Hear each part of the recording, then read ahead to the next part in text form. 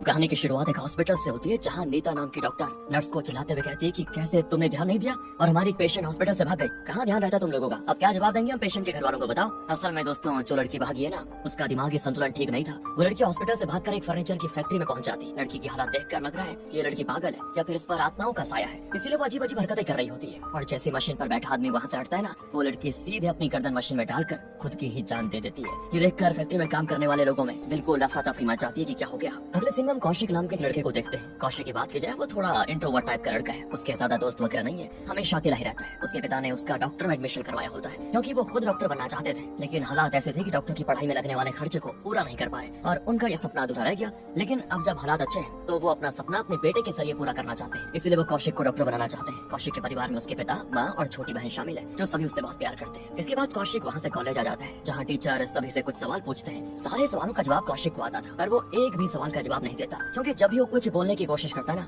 उसकी जबान हलकने लग जाती और वो ढंग से बोल भी नहीं पाता। बड़ी हिम्मत करके वो एक सवाल का जवाब देने की कोशिश करता है तो हकलाने की वजह से सारी क्लास उसका मजाक उड़ाती है। बेचारे कौशिक को ऐसी चीज के लिए बुली किया जाता था और इसी वजह से वो किसी से बात तक नहीं करता सिवाय समिया नाम की एक लड़की से। समिया उसकी क्लासमेट है दोस्तों, और कौशिक के इस प्रॉब्लम की वजह से वो हमेशा उसका साथ देती है, उसका ख्याल रखती है मतलब। लेकिन उसके इसी साथ को कौशिक ने प्यार समझ लिया कि समिया उसको पसंद करती है। हालांकि कौशिक की कभी हिम्मत नहीं हुई समिया से बात करने की, क्योंकि उससे भी पता है कि वो अगर बात करने की कोशिश करेगा तो हकलाने लग जाएगा, इसलिए वो ज्यादातर समय समिया से इशारों में ही बातें करता है। अब सारे स्टूडेंट्स को लैब ले जाया जाता है जहाँ एक स्केलेटन के बारे में टीचर बच्चों को बहुत ही गहराई से बता रहे होते हैं। तभी कुछ बदमाश बच्चे कौशिक को धक्का मारकर स्केलेटन पर गिरा देते हैं और ये देखकर बेचारा कौशिक घबरा जाता है। उसे ऐसा लगता है कि ये स्केलेटन उससे बातें कर रहा है। उसे किसी की डरावनी आवाज भी सुनाई देती है जो कौशिक से ये कहती है कि बच्चे मेरी बात सुनो, जैसा मैं कहता हूँ वैसा करो, जिससे तुम्हारा फायदा होगा। और ये सुनकर कौशिक बिल्कुल हैरान कि ये कैसी आवाज है। अब कुछ देर के बाद कौशिक जब क्लास में बैठा होता है ना, अचानक से उसकी पूरी क्लास खाली हो जाती है। वो डरते हुए कॉलेज में बाकियों को ढूंढने की कोशिश करता है, पूरा कॉलेज ही खाली हो जाता है, कोई कहीं नहीं होता।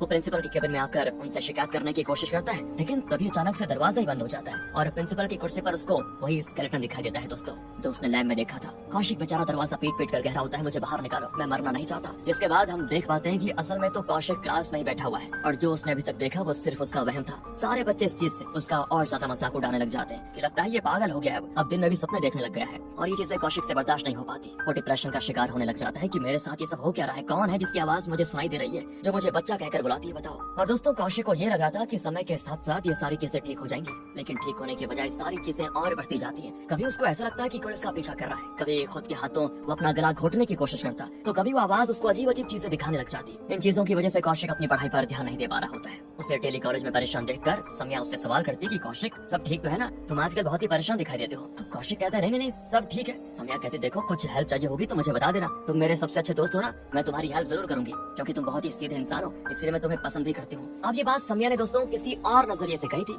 लेकिन वो आवाज जो कौशिक को आया करती है, वो बंदा कौशिक को उकसाने की कोशिश करने लग जाता है कि अरे ये तुझे पसंद करती है, जा इसको प्रपोज कर दे, ये मान जाएगी, मैं यहाँ तेरी हेल्प करने आया हूँ, मेरी बात मान, फायदे में रहेगा। और ये सुनकर तो कौशिक भी दोस्तों हिम्मत जुटा देता है और समिया के पास जाकर उससे अपने दिल की बात कहने की सोचता है। और वहाँ पे उसको समिया उसी के क्लास के जॉर्ज नाम के बंदे के साथ बातें करते हुए दिखाई देती है। वो दोनों एक दूसरे के काफी करीब भी होते हैं क्योंकि असल में ये दोनों ही दोस्तों रिलेशनशिप में हैं। लेकिन दूर खड़ा कौशिक ये देखकर एकदम से गुस्सा हो जाता है कि समिया ही तो मेरी जिंदगी थी और अब उसने भी मुझे धोखा दे दिया, कोई नहीं है मेरा इस दुनिया में। और इस मौके का फायदा उठाकर दोस्तों वो आवाज कौशिक के ऊपर हावी होने की कोशिश करती है कि मैं हूँ ना तुम्हारे साथ, बस मेरी बात मानते जा, सब कुछ अच्छा होगा। कुछ देर के बाद वो आवाज कौशिक से कहती है मुझे पता है तू डॉक्टर बनना नहीं चाहता, अपने पिता के लिए सब कर रहा है, लेकिन तुझे ये करने की जरूरत नहीं है, जो तुझे अच्छा लगता है तू वो कर, इसीलिए जा और सारी डॉक्टर बनने की किताबें चला दे, तभी तेरे मन को शांति मिलेगी, जा। ये सुनकर कौशिक ऐसा करने की कोशिश तो करता है पर फिर उसको अपने पिता का ख्याल आता है कि उनका ये सपना है, मुझे ये पूरा करना ही होगा। लेकिन अगेन दोस्तों आवाज के बहकावे में आकर आखिरकार कौशिक अपनी सारी किताबें जला देता है और ये देखकर तो बाकी स्टूडेंट्स बिल्कुल हैरान हो जाते हैं कि ये पागल हो गया क्या सच में। अब घर आने के बाद कौशिक की बहन जब उससे उसका एयरफोन मांग करने जाती है ना,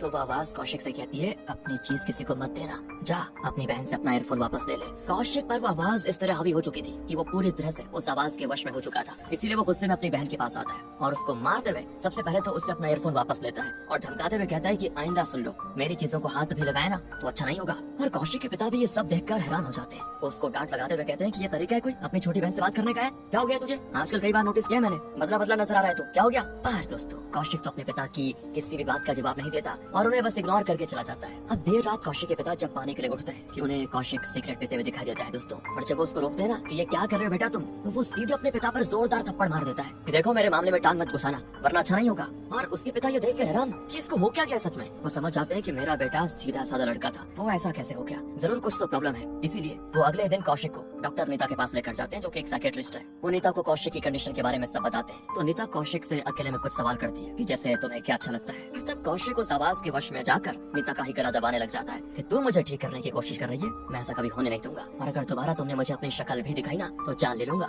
नीता घबरा कर चली जाती है। वो कौशिक के पिता के पास आकर कहती है कि देखो मुझे ये मामला डिप्रेशन का लगता है, दिमाग में काफी ज्यादा टेंशन है कौशिक के, इसीलिए वैसी हरकतें कर रहा है। मैं कुछ दवाइयां लिख देती हूँ, आप समय समय पर उसको दे देना। मैंने कुछ टेस्ट भी किए हैं उस पर, ताकि उसकी दिमागी स्थिति के बारे में जान सकूं। अब रिपोर्ट जब आएगी तभी कुछ नतीजे पे पहुंचा जा सकता है। अगले दिन कौशिक कॉलेज आकर समिया से कहता है कि जॉर्ज को छोड़ दो, वो अच्छा लड़का नहीं है, उससे अच्छा मैं हूँ, मेरे साथ रिलेशनशिप में आ जाओ। समिया एकदम से हैरान, वो कहती है तुम्हें मैं सिर्फ अपना एक अच्छा दोस्त मानती हूँ समझे, पर तुमने तो उसको कुछ और ही समझ लिया। अरे ये मेरी जिंदगी है, मैं जो चाहूँ वो करूंगी। कौशिक उसका हाथ पकड़कर जबरदस्ती उसको अपनी तरफ करने की कोशिश करता है, पर समिया भी हाथ छुड़ाकर चली जाती है वहाँ से। अब दोस्तों सोचने वाली बात ये थी कि जब भी कौशिक आवाज के वश में जाता तो वो बिल्कुल ही अलग इंसान बन जाता, उसका हकलाना भी बंद हो जाता और इंट्रोवर्ट से वो किसी गुंडे टाइप का इंसान बन जाया करता। देखकर तो ऐसा लगता है कि मामला पोजेशन का है, हो सकता है किसी आत्मा ने कौशिक को पोजेस करके रखा हो, पर असल में खेल क्या है दोस्तों आगे पता चल जाएगा आपको, बहुत ही अलग है खेल। अब रात को कौशिक दोबारा से वश में आकर बड़ी अजीब तरह से चिकन खाने लग जाता है, मानो कि वो कोई दरिंदा हो, और उसकी हरकतों से पूरे घर वाले परेशान। उनको लगता है कि शायद उनके बेटे पर किसी आत्मा का साया आ चुका है, क्योंकि वो ऐसी हरकतें कर रहा है जो करने के बारे में वो कभी सपने में भी नहीं सोच सकता। तो घर वाले सोचते हैं कुछ तो करना पड़ेगा हमें। तब एक आदमी कौशिक के पिता को एक बाबा के बारे में बताता है जो ये झाड़ फूंक किया करते हैं, वो आत्माओं को शरीर से निकालते हैं। इसीलिए कौशिक के घर वाले उसे उस बाबा के पास लेकर जाते हैं। बाबा कुछ मंत्र वगैरह पढ़कर कौशिक के गले में ताबीज डाल देता है और घर वालों से कहता है देखो कुछ भी हो जाए ये ताबीज गले से निकलनी नहीं चाहिए, वरना वो आत्मा और भी ज्यादा खतरनाक हो सकती है। इसलिए सभी कौशिक को घर लेकर आ जाते हैं। कुछ दिन के बाद दोस्तों नीता कौशिक की रिपोर्ट्स को लेकर घर आ जाती है और कौशिक के पिता से कहती है आप रिपोर्ट्स लेने नहीं आए तो मुझे आना पड़ा। रिपोर्ट्स में साफ लिखा है कि कौशिक डिप्रेशन की वजह से ये सब कर रहा है, हमें कुछ सेशंस लेने होंगे जिससे वो ठीक हो जाएगा। और कौशिक के माता पिता कहते हैं कि हमें नहीं लगता कि ये मामला डॉक्टर्स ठीक कर पाएंगे, हमें तो ये आत्माओं का मामला लग रहा है, क्योंकि जब से बाबा ने ताबीज दी है तब से कौशिक बिल्कुल ठीक है, इसलिए हमें आपके इलाज की जरूरत नहीं है। नीता कहती है पढ़े लिखे होकर ऐसी बातों पर विश्वास करते हो क्या? अरे ऐसा कुछ भी नहीं है, अभी शुरुआती स्टेज है, इलाज से कौशिक ठीक हो जाएगा, डिले करने पर देखना कौशिक की जान भी जा सकती है। लेकिन कौशिक के माता पिता नहीं सुनते और नीता हार मानने को तैयार नहीं होती, क्योंकि मूवी की शुरुआत वाली पेशेंट भी मारी गई थी और उसी राह पर अभी कौशिक चल रहा है। जल्दी कुछ नहीं किया गया तो बहुत बुरा हो सकता है। अब दोस्तों रात को कौशिक को आवाज कहती है ये ताबीज निकाल कर फेंक दो, ये हम दोनों को अलग करने की कोशिश कर रहा है, मेरी बात मानो, मैं तुम्हारा भला सोच रहा हूँ। कौशिक ये सुनकर खुद से ही वो ताबीज निकाल देता है और ये होते ही वो आवाज उसे फिर से वश में करके घर के छत से नीचे गिरा देती है। ये देखकर कौशिक के माता पिता उसको तुरंत हॉस्पिटल लेके जाते हैं, जहाँ किस्मत से उसकी जान बच जाती है। तब नीता कौशिक के माता पिता को दोबारा समझाने की कोशिश करती है कि देखिए मैंने कहा था ना ये भूतों का कोई चक्कर नहीं है,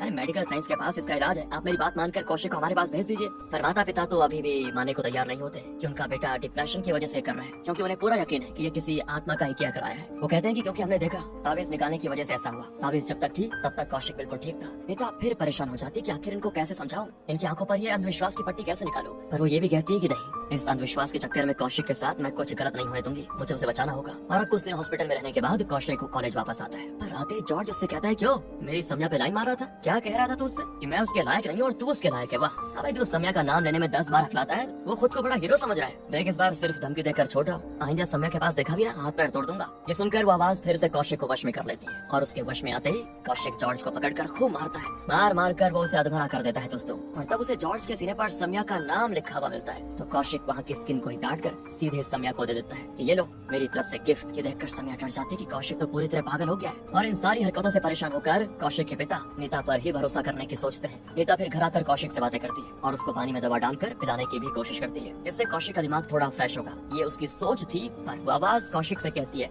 नहीं नहीं उसे मत पीना, इसमें जहर है, मर जाएगा। तो कौशिक जब हिम्मत करके उसको पीने की कोशिश करता है तो वो पानी दोस्तों खून में बदल जाता है और तब उसे अपने सामने वो इंसान दिखाई देता है जिसकी उसको आवाज सुनाई देती थी। उस इंसान का पूरा शरीर खून से सना होता है और उसे देखकर कौशिक एकदम से घबरा जाता है, लेकिन तब बाकी उसको संभालते हैं। नीता घर वालों को दवा दे देती है कि जब भी कौशिक ऐसी हरकतें करे तो ध्यान से ये दवा उसको खिला देना। दोस्तों कुछ समय के बाद कौशिक की बहन उसके लिए एक प्यारा सा डॉगी लेकर आ जाती है, ताकि कौशिक डॉगी से खेलकर अकेलापन महसूस नहीं करेगा। लेकिन डॉगी उस आवाज वाले इंसान को देख पा रहा था, इसीलिए वो भौंकने लग जाता है, जो देखकर कौशिक भड़क जाता है और कुत्ते को जान से मारने की कोशिश करता है। तो उसकी बहन जब उसको रोकने जाती है ना, तो कौशिक के अंदर से दोस्तों वो इंसान कहता है कि मैं किसी को नहीं छोड़ूंगा, जो भी कौशिक को मुझसे अलग करने की कोशिश करेगा वो मारा जाएगा, यानी कि घाटिकाचलम। पहली बार कौशिक की बहन ने दोस्तों ये नाम सुना, ये घाटिकाचलम, जिसने कौशिक की ये हालत करके रखी हुई है। इसलिए घर वाले इस नाम के बारे में जानकारी निकालने में लग जाते हैं कि आखिर ये इंसान था कौन। कौशिक के पिता को एक पुराने घर के बारे में पता चल जाता है, जहाँ घाटिकाचलम नाम का एक आदमी करीब 30 साल पहले रहा करता था। पास का वॉचमैन कौशिक के पिता को बताता है चालम नाम का बंदा यहाँ रहता था, जिसका पूरा नाम घाटिका चलम था। आसपास के लोगों का मानना है कि चलम की आत्मा अक्सर यहाँ पे आया करती है। उस चलम के साथ कुछ तो बहुत ही बुरा हुआ था जिससे उसकी आत्मा भटक रही है। इसी डर की वजह से कोई भी यहाँ पर आता जाता नहीं है, इसीलिए जितना जल्दी हो सके यहाँ से चले जाओ। ये सुनकर कौशिक के पिता बिल्कुल हैरान कि कहीं चलम की आत्मा ने मेरे बेटे को पजेस तो नहीं कर लिया। अब कौशिक के पिता एक दूसरे पंडित जी के पास आते हैं जो घने जंगलों में रहा करते हैं और लोगों का मानना है कि उन्होंने सालों की तपस्या की हुई है, उनका कहा कभी नहीं जाता खाली। इसलिए कौशिक के पिता उन्हें सारा हाल बताते हैं तो कौशिक पंडित जी को ही गालियां देने लग जाता है कि तुझे क्या लगता है कि तू मुझे ठीक कर देगा, ऐसा कभी नहीं होगा। पंडित जी जो भी मंत्र पढ़ते आगे की लाइन कौशिक खुद ही कह देता कि मुझे इन मंत्रों से कोई डर नहीं लगता, मैं अपने मकसद को पूरा करके ही रहूंगा। पंडित दोस्तों फिर यहाँ पे अपनी शक्तियों की मदद से पता लगाने की कोशिश करते हैं कि असल में किस आत्मा ने कौशिक पर अपना ये वास जमा के रखा हुआ है। और तब कौशिक खुद से सभी को चालम के बारे में बताता है कि आखिर चालम है कौन और उसने क्यों कौशिक को अपने वश में किया। तो असल में दोस्तों चालम ने सारे पैसे दोस्तों के साथ लगाकर एक बिजनेस शुरू किया, लेकिन उन दोस्तों ने उसके साथ धोखा करके उसके सारे पैसे हड़प लिए और पूरा बिजनेस ही अपने अंडर में ले लिया। चालम सीधा साधा बंदा था, लड़ झगड़ कर उसे अपनी चीजें लेना नहीं आता था, इसलिए वो कुछ नहीं कर पाया, जिस वजह से उसकी फाइनेंशियल कंडीशन बहुत ही खराब हो गई। घर वालों में पैसा न होने की वजह से चालम को अहमियत देना ही बंद कर दिया, कोई उसकी बात नहीं मानता था और चालम की पत्नी उसके दोस्त के साथ संबंध बनाने लग गई। क्योंकि चालम वैसे भी अब किसी काम का नहीं था तो वो उसके ही दोस्त के साथ रहते हुए चालम को घर से बाहर करने की प्लानिंग में लग गई। कौन?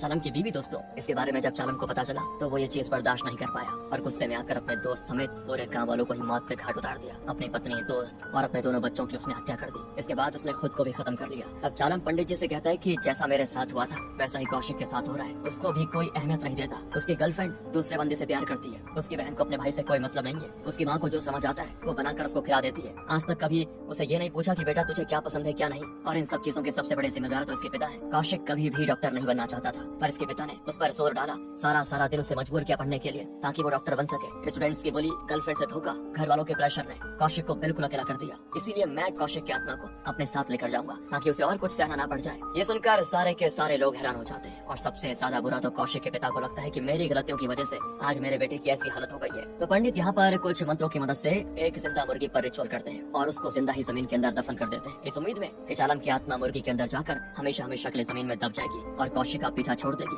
इससे कौशिक भी ठीक हो जाएगा। लेकिन दोस्तों ये रिचुअल पूरा हो पाता तभी एक बिल्ली आकर उस मुर्गी को मारकर खा जाती है, जिससे ये रिचुअल टूट जाता है और अब कौशिक पहले से भी ज्यादा खतरनाक हो जाता है। वो गुस्से में ऐसा हमला करता है ना पंडित पे कि उसकी जान ही चली जाती है। कौशिक ने इस तरह एक हत्या तो कर दी थी, इसकी खबर जैसे ही पुलिस को लगती है सभी पुलिस वाले कौशिक को ढूंढने में लग जाते हैं। तो मजबूरन कौशिक और उसके परिवार वालों को एक खंडर घर में छुपना पड़ जाता है ताकि पुलिस कौशिक को ना पकड़ ले। अब घर में आने के बाद कौशिक के पिता उसको चैन से बांध देते हैं क्योंकि वो इस तरह से वश में है कि किसी को भी मार सकता है। ये देखकर कौशिक बड़े प्यार से अपने घर वालों से रिक्वेस्ट करता है कि मम्मी पापा मुझे बचा लो, मैं आपका कौशिक हूँ, मैं वश से बाहर आ गया हूँ, दरवाजा खोलिए। अब माता पिता बेचारे उसकी बातों में आकर दरवाजा खोल देते हैं और इस चीज का फायदा उठाकर दोस्तों कौशिक जो पहले से चेन तोड़ चुका था वो अपने ही पिता पे हमला कर देता है कि तू मुझे चैन से बांधेगा है, सबको खत्म कर दूंगा क्योंकि ये कौशिक सिर्फ मेरा है, मैं उसको अपने साथ लेकर जाऊंगा, जो रास्ते में आएगा सभी मारेंगे। ये देखकर कौशिक के घर वाले बड़ी मुश्किल से अपनी जान बचाते हुए यहाँ वहाँ भागने में लग जाते हैं। तो वहाँ नेता कौशिक के बारे में जानने के लिए उसके घर पर आती है। जहाँ घर खुला होता है तो वो कौशिक के कमरे में जाकर सब चीजों की अच्छे से तलाशी लेती है और उनकी तलाशी के दौरान उसको कुछ ऐसा पता चलता है जिससे उसके होश उड़ जाते हैं। इसीलिए वो तुरंत कौशिक के पास जाने निकल जाती है। इधर कौशिक के पिता उसे कहते हैं कि मार दे मुझे बेटा, मैं ही जिम्मेदार हूँ तेरी इस हालत का, मुझे जीने का कोई हक नहीं है, पर अपनी माँ और बहन को कुछ मत करना। लेकिन कौशिक तो किसी की भी सुनने को तैयार नहीं होता और जैसे वो चालम की तरह अपने पूरे परिवार को मारने वाला होता है तभी वहाँ पे नीता आ जाती है जो कौशिक से कहती है कि रुक जाओ, मुझे सब पता चल चुका है, तुम कोई चालम नहीं हो। और दोस्तों वो एक आदमी को भी अपने साथ लेकर आई थी जो कि असल में चालम होता है। चालम कहता है कि देखिए मेरे ऊपर झूठा आरोप लगाया गया था कि मैंने अपने सभी घर वालों को मार दिया, जबकि वो सभी घर में शॉर्ट सर्किट की वजह से मरे थे। परिवार वालों को खोने के बाद मेरा दिमागी संतुलन बिगड़ गया, इसलिए मैं पिछले 30 सालों से पागल खाने में रह रहा हूँ। और ये सुनकर कौशिक कहता है कि नहीं ये सब झूठ है, मैं चालम हूँ, तुम कोई बहरूपी हो। पर नीता उसको समझाती कि कौशिक ये चालम सिर्फ तुम्हारे दिमाग का एक बनाया हुआ कैरेक्टर है, तुम स्किज़ोफ्रेनिया नाम की बीमारी का शिकार हो। इस बीमारी में इंसान को अलग अलग इल्यूजन्स दिखाई देते हैं। तुम अकेले तो थे लेकिन बुली और बाकी परेशानियों की वजह से ये बीमारी का असर काफी गहरा हो गया। मैंने तुम्हारे लैपटॉप में चेक किया कि तुम चालन के केस को बहुत अच्छे से पढ़ रहे थे, इसलिए तुमने अपने दिमाग में एक ऐसी इमेजिनेशन बना ली कि तुम्हारे अंदर चालन की आत्मा आ गई है जो तुमसे ये सारी चीजें करवा रही है। कौशिक एकदम हैरान और सभी फिर उसको संभालते हैं और यहाँ कौशिक का दिमाग थोड़ा कंट्रोल में आ जाता है क्योंकि जो बात नीता ने कही वो बिल्कुल सच थी। दोस्तों दुनिया में आज भी 24 मिलियन लोग इस बीमारी का शिकार हैं। इनमें से 7 मिलियन तो हमारे भारत में ही है, यानी कि हर 300 लोगों में से कोई एक इस बीमारी का शिकार होता है। जल्द इलाज किया जाए तो सुधार आने के चांसेस हो जाते हैं, पर उसके लिए सबसे ज्यादा जरूरी होता है ऐसे लोगों को अकेला ना छोड़ना, क्योंकि अकेलापन और डिप्रेशन ही इंसान को ऐसी बीमारी का शिकार बनाता है। पंडित की हत्या का आरोप भी दोस्तों उस पर से हटा दिया जाता है क्योंकि उसने जो खून किया वो खुद के होश में नहीं किया था और अब धीरे धीरे करते करते कौशिक नॉर्मल जिंदगी जीना शुरू कर देता है। इस सीन के साथ ये मूवी यहाँ पे खत्म हो जाती है।